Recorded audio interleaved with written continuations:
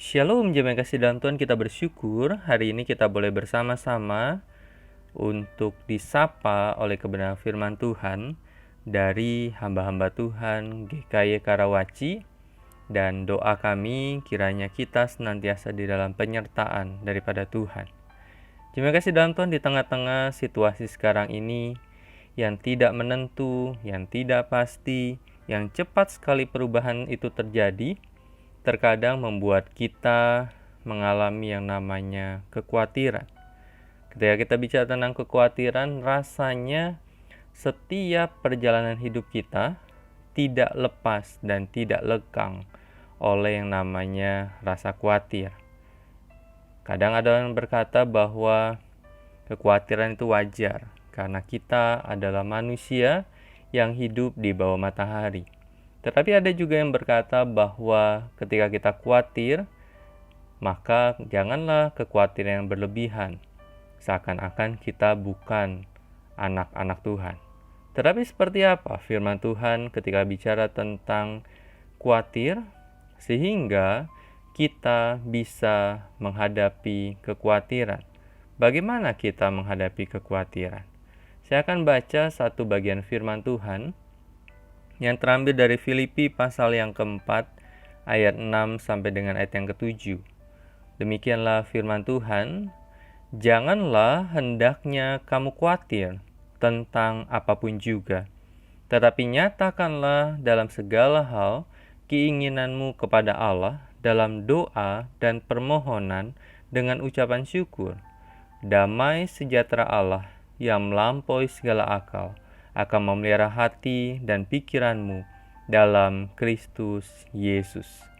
Di dalam bagian ini Rasul Paulus ketika dia berkata kepada jemaat Filipi bahwa Rasul Paulus mengerti bahwa jemaat Filipi mengalami rasa khawatir di dalam hidupnya. Sebagai seorang anak Tuhan, di tengah-tengah orang-orang yang tidak mengenal Tuhan, bahkan orang-orang yang membenci akan kekristenan, orang-orang Kristen waktu itu bisa jadi mengalami rasa khawatir. Tetapi Rasul Paulus berkata, janganlah hendaknya kamu khawatir tentang apapun juga. Pernyataan Rasul Paulus ini apakah sebuah pernyataan yang berlebihan? Pernyataan yang terlalu percaya diri? Ketika kita melihat bagian ini, tidak. Kenapa? Karena Rasul Paulus berkata, kenapa kita tidak boleh khawatir? Karena ketika kita mengalami kekhawatiran, maka waktu itulah kita menyatakan kepada Allah keinginan kita kepada Allah. Dia mengarahkan jemaat di Filipi untuk datang kepada Tuhan. Datang melalui apa? Datang melalui doa, melalui permohonan, dengan ucapan syukur. Menarik. Khawatir, tetapi datang pada Tuhan. Ketika datang pada Tuhan, bisa bersyukur. Terima kasih dalam Tuhan, terkadang hidup kita tidak bisa mengalami atau lepas dari rasa khawatir karena bisa jadi kita lupa untuk belajar bersyukur kepada Tuhan. Kita seringkali membandingkan bahwa apa yang kita alami, kesulitan-kesulitan yang kita alami jauh lebih besar daripada setiap pemeliharaan Tuhan kepada kita. Sehingga yang seringkali kita ingat, seringkali kita keluhkan adalah masalah-masalah, sehingga membuat kita khawatir.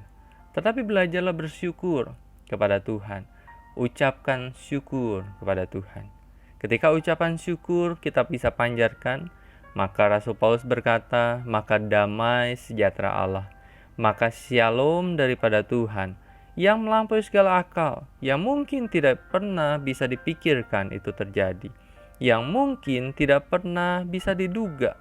Ketika ucapan syukur, tiba-tiba shalom Allah memberikan ketenangan kepada kita yang khawatir.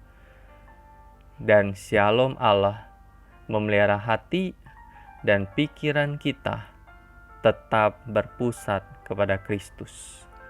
Karena itu, ketika kita menghadapi dan mengalami rasa khawatir, bagaimana kita menghadapi kekhawatiran? Berfokuslah kepada Kristus. Ucapkanlah syukur kepada Allah, maka Shalom Allah itu akan menyertai setiap kita.